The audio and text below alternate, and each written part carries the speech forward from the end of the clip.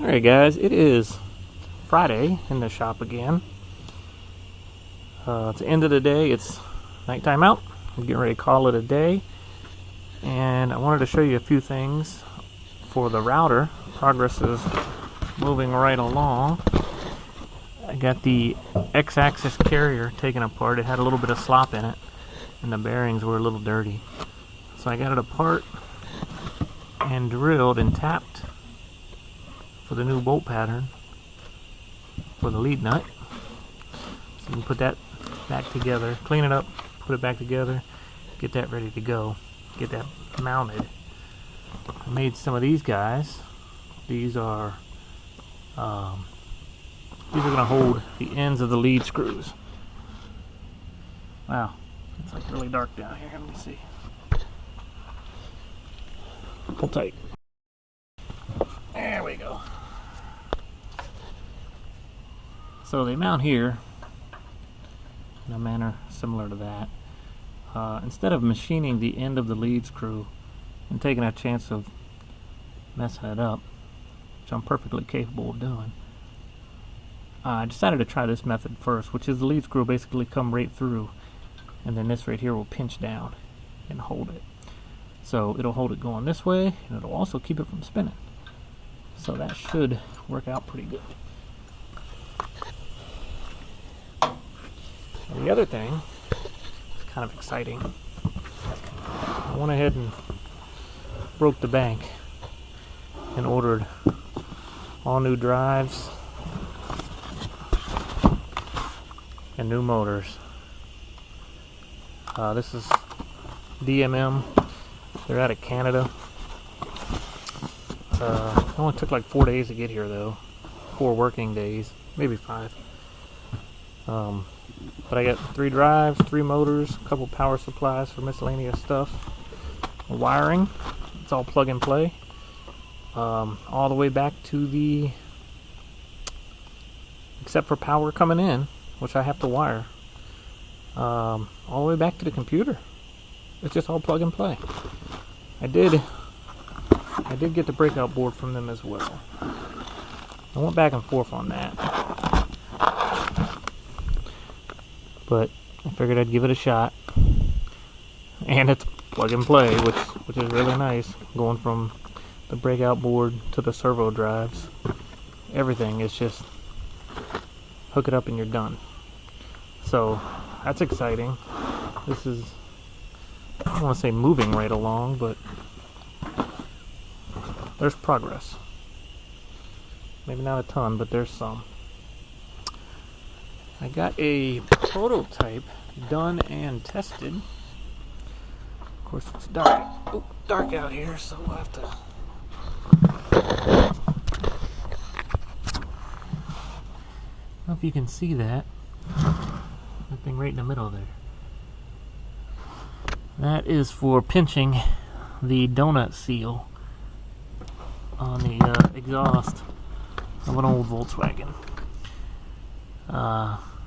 I'll show you. The other ones are inside the way they usually are. I'll show you those and why I don't like them. But that's a prototype. So I put them on, fired up, not a single leak. So you can't really complain about that.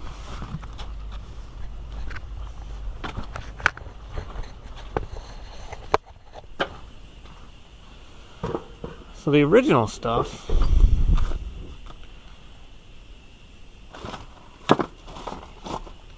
oh, here it is. Original stuff looks like this. So when you tighten these 2 bolts, you're supposed to squeeze this in, which is supposed to take that donut seal, and as you tighten,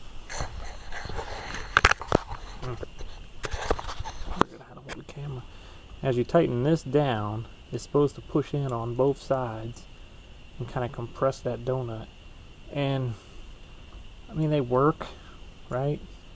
The older ones from 20 or 30 years ago worked a lot better. I think these new ones are cheap Chinese garbage. I mean, low quality is what I mean. The original German stuff was fine, but this stuff is just, it takes a lot to get them to seal up. And I have the means, so I just made something else. And got two more sets over there. A friend of mine's got a bunch of these old ones too. I'm gonna give a set to him so that he can try them out, give me some feedback, and tell me what he thinks. And the other set I'll either keep or I might sell these. I'm not sure. A little pricey on the material. It's all half-inch, considering these are like $5 for a set, and the sale price on those is probably going to be somewhere around $35. But when you put these on, you stretch them out. When you put the other ones on, you take them off and use them again. So basically it would be, if you bought one pair, you'd be good for life. And the little donut seal that goes inside of there, I found those for as cheap as $1. So instead of buying this whole thing, I don't know if it's $5 or $6 each or for a pair. I can't remember. But instead of doing that, you just buy a bunch of donut seals. I don't know if I'm going to do that or not. Got this made. This is a spacer plate for a Weber, but it has a through hole. Can you see that? Yeah, through hole tapped on both sides, so that you can hook a tiny coolant line to it to warm it up. Aluminum's an excellent heat transfer, excellent for heat transfer, whatever. It passes heat on pretty good. And the carburetor is isolated from the motor on the engine I have, so it could freeze up, it could ice up. The cool gas going in it, air, condensation. If it's really cold, it could freeze up. But this, with the hot water going through it, should warm this whole plate up, and the carb sits right on top of it. It may not warm the carb, but it should keep it from icing, and that's really all I need. I'll be getting this on hopefully in the next week or two to see if it works. But I did something similar in the Vanagon intake that I made. If I can find that, I'll post a card somewhere. But it had the same setup, just in a bigger arrangement. Same size hose though, and it did work. But I don't know, it was a really big thermal mass. I don't know if this is going to work as well. But as soon as the carburetor rebuild kit comes in, I'll find out. And I don't know. I guess pass it on. Here's some of those exhaust pieces, the gasket thing. This is one, the other one's over there. So it's actually 3 pieces, because one side you can slide on the donut, but the other side has a flange, and you can't fit anything over the flange, so you have to go around the flange in 2 pieces, and they kind of nest together. Once I get these done, I'll show you what I mean. But it worked really cool. I was pretty proud of that one.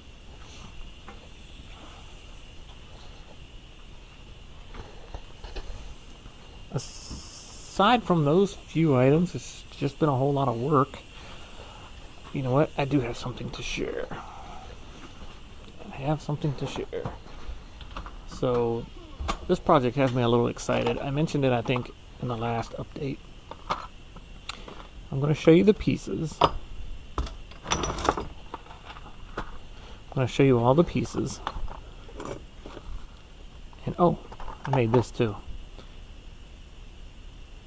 This is there's a spot in the Vanagon where the hose, it's weird, it's a rubber hose and it's big on one side and small on the other. But I had to make it longer. So anyway, I just got a piece. This is 5/8. I got a piece of 5/8 as the extension, and got rid of the piece that flared. So now this is 1 inch on one end and 5/8 on the other. And there's a port here for one of these, which is going to go to that. So anyway, that was just sitting there. Alright, so I'm going to show you these pieces and see if you can guess what this is. So let's see, I don't want to give it away. I don't want to. Alright, so hold on a second. Everything I'm going to show you is parts that I made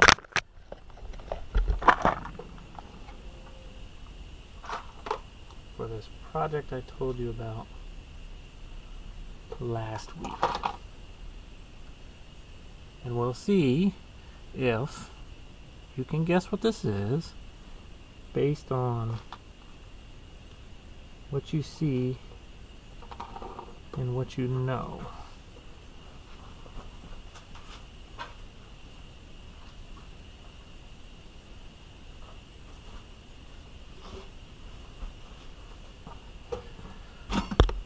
Based on what you see and what you know about what I have hanging around and what you see me making.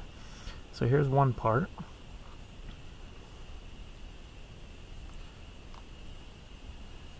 Here's another part. That one's got the hardware in it.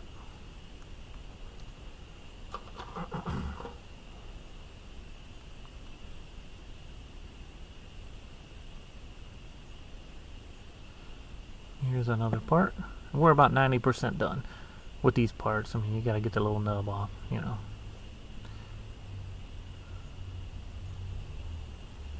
And I did not make these, but in the interest of fairness, I'm gonna show them to you because they go with it.